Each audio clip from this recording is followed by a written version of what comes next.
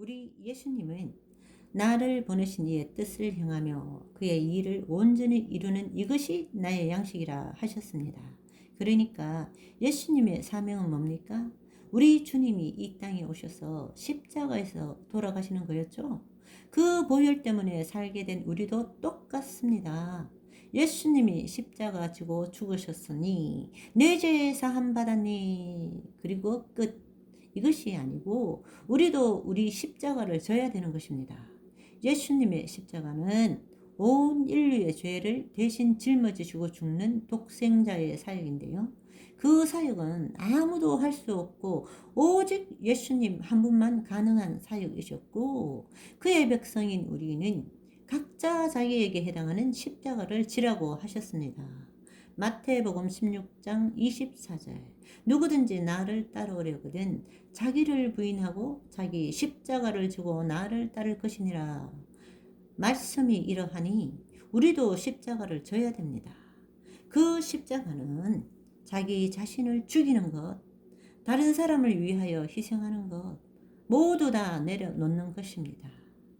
자기 생각, 욕심, 이기심, 질투, 혈기, 분냄, 판단하는 마음, 이런 세상에 허탄한 모든 것, 육신의 정욕, 안목의 정욕, 이생의 자랑 모두 다 내려놓고 그런 생각이 올라오면 다시 보혈로 씻어내고 성령의 도우심을 간절히 바라며 죽이고 또 죽이고, 이것이 안 되면 부활이 안 됩니다. 죽어야 다시 살지 않습니까? 죽지 않았는데 부활이 될 수가 없죠. 살아서 공중에서 주를 뵙고 싶은 분들, 휴거 신부라면 이것이 죽어야 더 좋은 부활, 몸의 변형이 되는 것입니다. 몸의 변형이 되어야 휴거가 되고요. 시공간의 제약이 없는 몸, 마지막 나팔 소리가 들리고 이리 올라오라는 말과 동시에 호련히 구름 속으로 끌어올려 공중에서 주님을 영접할 것입니다. 육신의 생각을 영의 생각으로 바꿀 수 있는 기회는 오늘 지금입니다. 그러니 우리의 양식도 예수님과 마찬가지로 나를 이 땅에 태어나게 하신 분의 뜻을 행하며 그 일을 온전히 이루는 것, 그 사명을 끝까지 잘 감당하는 것이 우리 예수님의 신부들의 양식인 것입니다. 여러분, 끝까지 버텨야 합니다. 우리의 인내를 보십니다. 우리가 가장 믿고 따르고 사랑하는 예수님이 십자가에서 하늘의 미랄이 되어 죽으셨습니다. 죽음을 통과하시고 그리고 부활하시고 승천하셨습니다. 그리고 그것을 너희도 그렇게 할 것이다, 나를 따르라 하셨죠. 예수님만의 길입니다. 우리가 앵무새처럼 말로만 따라하면 안 되고요. 예수님께서 행하신 대로 사신 방식대로 사셔야 됩니다. 그것이 생명의 길입니다. 예수님이 이 땅에 결국 오실 텐데요. 인자가 아버지의 영광으로 그 천사들과 함께 오리니 그때에 각 사람이 행한 대로 갚으리라 하셨습니다. 우리가 충성으로 행했으면 주님께서 면류관으로 갚아 주실 것이고, 배신으로 행했으면 예수님도 우리가 믿었다고 생각했지만 잘못 믿고 잘못 행했을 땐 배신 당하겠죠? 스바냐 3장 16절 17절. 그날에 사람이 예루살렘에 이르기를 두려워하지 말라 시온아, 내 손을 늘어뜨리지 말라. 너희 하나님 여호와가 너희 가운데에 계시니 그는 구원을 베푸실 전능자이시라. 그가 너로 말미암아 기쁨을 이기지 못하시며 너를 잠잠히 사랑하시며 너로 말미암아 즐거이 부르며 기뻐하시리라 하리라. 여기 잠잠히 사랑하신다, 이 말씀은 잠잠히라는 말은 한마디로 말이 필요 없는 사랑이랍니다. 그냥 눈빛만 봐도 아는 사이. 이 마지막 때에 진노의 날, 일곱 대접 재앙의 날에 하나님께서 우리를 숨겨 주실 텐데요.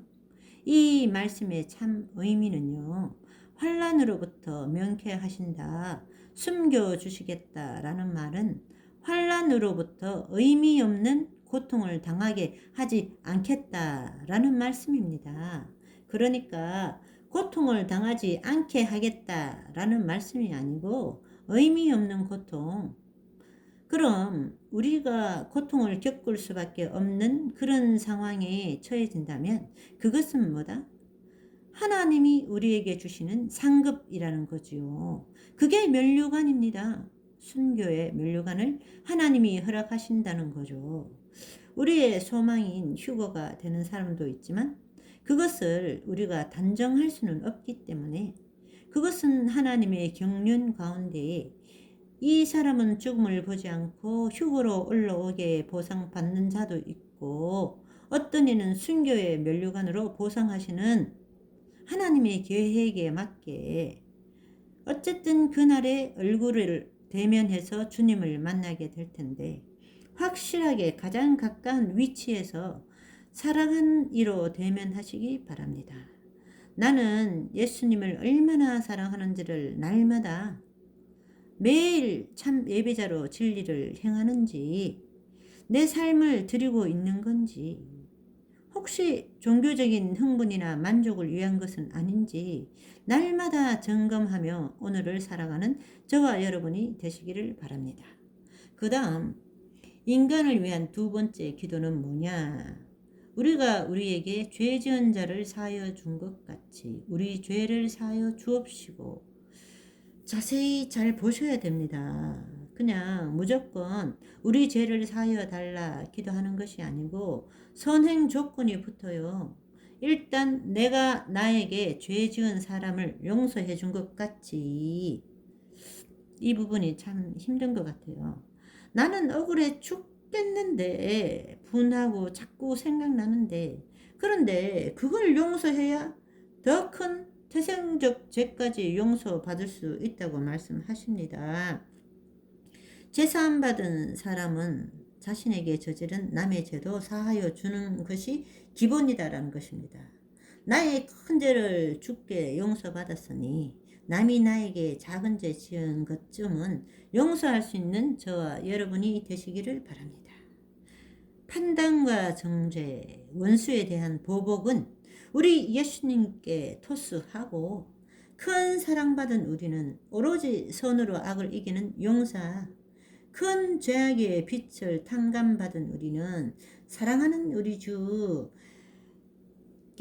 항상 기뻐하며 쉬지 말고 기도하며 범사에 감사하는 매 순간을 보내고자 다짐해 봅니다. 그 다음 마지막 6번째 인간을 위한 3번째 기도는 우리를 시험에 들게 하지 마옵시고 다만 악에서 구하시옵소서입니다. 우리가 인생을 살아가는 동안엔 시험은 언제나 있게 마련인데요.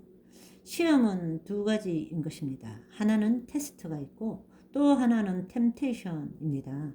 테스트는 시험인데 신앙을 연단하고 올려주는 것입니다. 아브라함은 이 시험을 잘 통과하여 믿음의 조상이 되었죠. 그러니까 검사한다, 신앙을 검증하고 입증하는 데 있는 시험이 있고 템테이션은 유혹 또는 미혹이에요. 이것은 사탄, 마귀가 주는 시험인데요. 이 시험은 악한 것입니다. 마귀에게 이기게 해달라는 기도이죠. 사탄이 시험을 줄 때 다만 그러니까 도리어 악에게 승리하게 해달라, 구해달라는 것입니다. 악에 빠지지 않게 언제나 선으로 악을 이기게 하나님은 우리에게 감당치 못할 시험은 절대 허락하지 않음을 믿고 기도로 말씀으로 성령의 도우심만 의지하여 날마다 싸워 이겨서 이 6가지의 주 기도문을 모두 이루어드리는 하나님의 자녀가 되어 나라와 권세와 영광이 아버지께 영원히 있사옵니다. 이런 찬양을 영원히 부르는 저와 여러분이 되시기를 바랍니다.